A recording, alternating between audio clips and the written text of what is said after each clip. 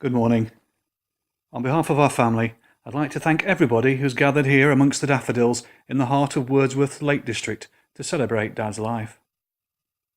Looking out into the church, I can see many people who we haven't met for many years, and the family looks forward to catching up with you all after the service. Seeing so many familiar, friendly faces offers us great comfort and support. I know that most of you have travelled a long way to get here, and Dad would have been proud to see so many family and friends together in this beautiful church, situated so close to his home at Millbridge House. They say that life comes full circle, and Dad is back where he spent a large part of his working life, in front of an assembly of people. You'd be pleased to see that everybody is wearing the correct uniform, and I can't see anybody who's chewing gum. It doesn't matter how well you think you know somebody.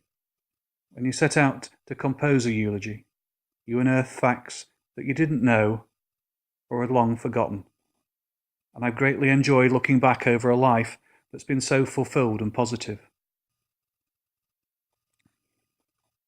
Dad was born in 1926 at Rydal near Burnley in Lancashire, the second son to Lydia and James Sodo. His father James had been injured in the Great War and suffered shrapnel injuries, which eventually culminated in the loss of both legs and much suffering during his lifetime. Dad often commented about the pain endured by his father and his admiration of his fortitude because despite the pain, he was able to walk on prosthetic legs, he worked as a cashier, and was always immaculately dressed. He also empathised with his mother, who had the difficulty of bringing up the family whilst nursing her husband's injuries. During the war, Dad followed the exploits of his brother Derek, who fought his way across Europe as a tank wireless operator in the Royal Dragoon Guards. His father also had to work on the war effort, so Dad spent most of the war years alone with his mother. Through his father and mother, Dad realised that with effort you could overcome any adversity, and this served him well later in life. He worked hard at school and was accepted into Nelson Grammar School and later qualified to read physics and maths at Hull, a city which had been badly bombed throughout the war. The university had no accommodation for him at that time, so he obtained work at the Lucas aircraft factory until digs became available. When he eventually enrolled to complete his university degree, he was only there 6 weeks before he was called up for national service into the Air Force, and he was posted to No. 1 School of Photography at Farnborough. He later spent most of his service in recruitment. It was a comfortable posting, and he got to write his own weekend passes to visit Mum, whom he'd met at Salem Church Social Club. Romance blossomed after a chance encounter at the sweet shop and cafe at Arncliffe, when Dad was on embarkation leave. He was understandably apprehensive about getting drafted, and Mum, who was 15 at the time, felt sorry for him. She got permission for a date at the cinema from her mother, who only agreed due to Dad's imminent departure to far-flung shores. Dad then heard news he'd got a sympathetic posting due to his father's medical condition.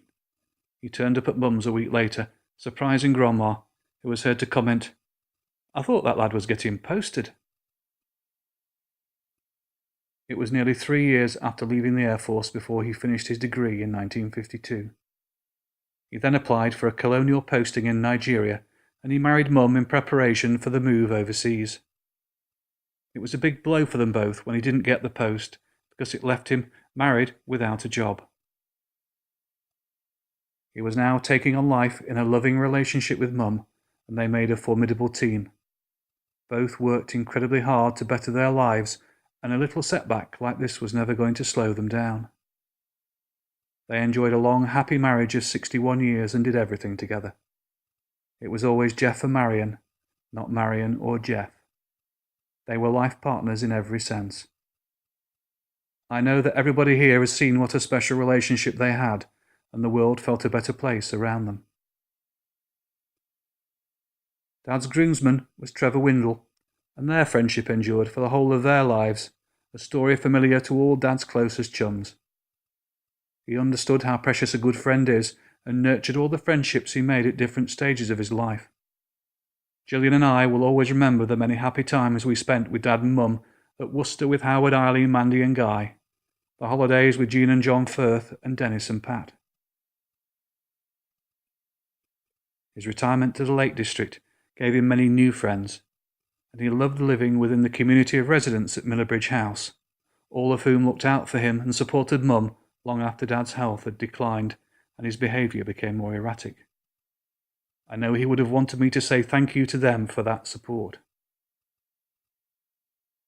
Family were always important, and Dad loved meeting up with all his extended family, and we enjoyed many visits to Blackpool to see Jack and Dorothy, Andrew and Maria, or back to his hometown of Burnley to visit parents and in-laws, or call on Dorothy, Barry, Sarah, Nicola and Graham, Derek and Margaret, or cousin Carol.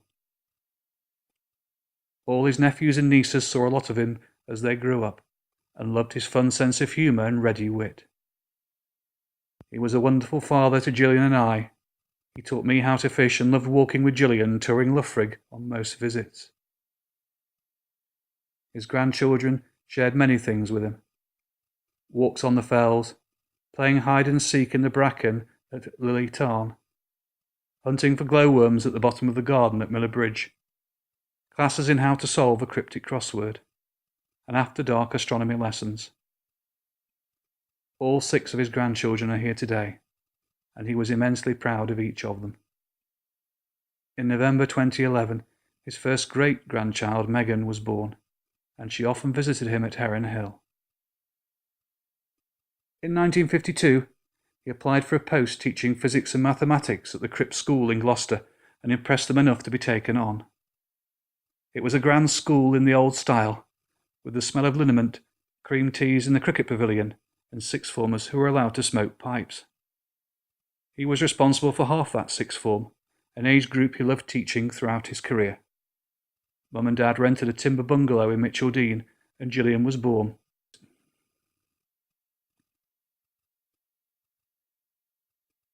His career progressed when he moved to Shirebrook School as head of physics in 1957. Shirebrook was a big mining area, and it snowed heavily on the days up to his interview, disguising the many slag heaps that littered the area. He was dismayed when he came back to find the Derbyshire border wasn't the green and pleasant land he was expecting. To cap it all, upon his return, he passed a sign that had been covered with snow which said Rotherham 22 miles, a town and area he'd always disliked. The family purchased a small bungalow in Plesley, and I arrived on the scene in 1959. He had an opportunity to move to greener pastures when he became head of physics at Brunt's Grammar School in Mansfield in 1963. He spent the next 21 years there, later becoming head of science and then deputy head. The family made the move to Ravenshead, and they created a lovely family home for us all on Longdale Lane. He loved gardening, and the greenhouse was full of tomatoes and grapes, and he taught me how to work a lawnmower. We acquired a caravan, and many summers were spent touring Scotland, Ireland and Europe. Later on, Mum and Dad spent long periods of their retirement caravanning in Spain and Portugal with family and friends. It was at Ravenshead that Dad started to experiment with drink. He brewed his own wine and beer, converting the rear yard toilet into what would now be called a microbrewery. His brewing ambitions suffered a major flaw as there was no lock on the toilet door, which gave my friends and I ample opportunity to sneak in and drink it. He eventually created a beer that only he could drink, and I'm pleased to say that his recipe for Geordie Bitter is now lost forever. He never lost the taste for a nice glass of wine or bottle of beer, and even when his memory was failing, he could always find his way to the off-licence in Ambleside, even if he frequently got lost on his way back. His illness started after the brain hemorrhage he suffered in America. He was a little slower on his return and started struggling with the telegraph cryptic crossword, something he could normally complete very quickly. He was obviously aware of his slow deterioration, but managed to remain cheerful. Mum supported him through his long illness, through the highs and many lows, as his vascular dementia progressed. She herself was combating multiple health issues, but never gave up on him until social services insisted he had to go into care. The whole family helped when they could, and Fiona, Nicky, Shelley and Richard were brilliant with him when I was away fishing in Florida, and Mum fell ill and went into hospital. We never told our neighbour that he broke into her house, and Fiona managed to tidy up the ransacked paperwork before she came home. The final chapter of his life took place at Heron Hill Care Home, where the staff could not have been more loving towards him. He received exceptional care, and our family would like to say thank you to everybody there for looking after him so well. Dad loved walking the fells and completed most of Wainwright's Lake District walks. David from Miller Bridge reminded us of the time Dad said, "You don't have to do it just because he's doing it," to a woman anxiously gazing up at her male companion, tackling a steep rocky ascent of the final part of Great Gable, or when they got blown off their feet in the Kentmere Hills. They sat on the summit of Bow Fell above the clouds, the Lakeland peaks above them in the sunshine.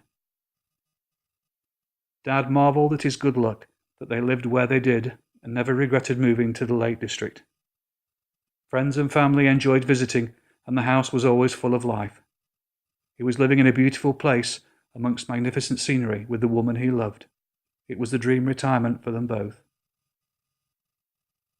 I was lucky enough to be taught by Dad for 6 years. He was an inspirational teacher, a professional at the top of his game who worked without notes and could simplify complicated theories and convey them in an entertaining way that all his pupils could understand, even me. He could control a class with a look, and I never saw him lose a reasoned argument. He loved debating with sixth formers and would often argue them round to his point of view and then switch sides and argue them back again. He enjoyed banter with friends on the staff, and Dennis Grimsey told me he would stick his head around the door to his chemistry class and declare loudly, "You won't learn anything here today," much to everyone's amusement. Physics practical lessons brought out the entertainer in him, and he was always happiest in the laboratory. Whether it was using a Van de Graaff generator to electrocute the class, see which person fainted first when he dissected an eye, crushed an oil barrel using just atmospheric pressure, or dropped a big rubber brick on the lab bench to wake up those hoping to sleep off sponge pudding seconds. I had a friend John who was consistently bottom of his maths class and was falling so far behind that his parents asked Dad to coach him over the summer holidays. This he did for a couple of hours a week, and at the end of the Christmas term, John had improved so much he'd gone from bottom to top of the class. Today, John is head of risk and regulatory compliance at Towergate Partnership, the largest independent European insurance company, and he often mentions those extra classes. Many of Dad's ex-pupils contacted me on Facebook to express their condolences, and Melanie Tomlinson wrote, "He certainly was a great teacher. I have a few fond memories of him. One was him asking me and Shirley to change a plug and being horrified that we got to A-level physics without knowing how to do this. Another is his frequent reminder to us of the potential consequences of sitting on the cold stone stairs leading up to the physics laboratory. I think I also have him to thank for me being allowed to watch my first episode of Monty Python, when the dead parrot sketch was scheduled to be shown and it was set as physics homework to spot the deliberate mistake. Julian and I watched the sketch on YouTube, and the dead parrot was a Norwegian blue.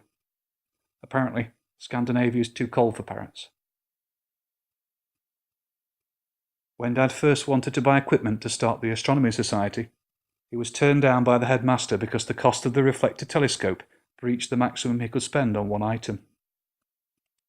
Rather than admit defeat, he looked up the schematic diagram and ordered each part separately as lab equipment, and then put all the bits together to form the completed telescope.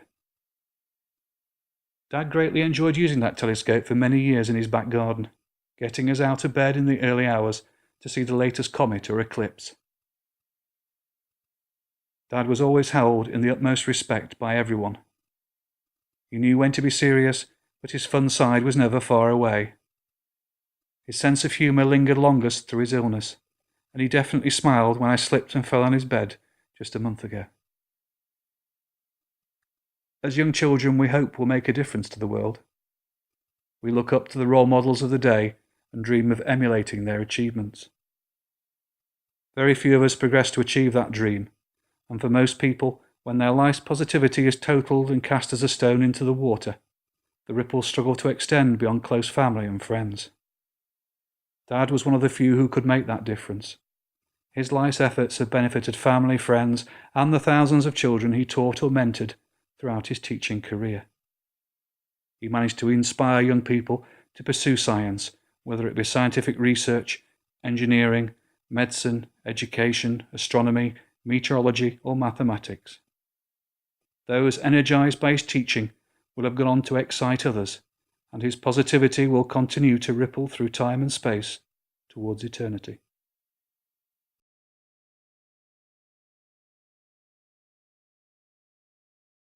Abide with me, fast falls the eventide. The darkness deepens, Lord, with me abide. When other helpers fail and comforts flee, help of the helpless, oh, abide with me.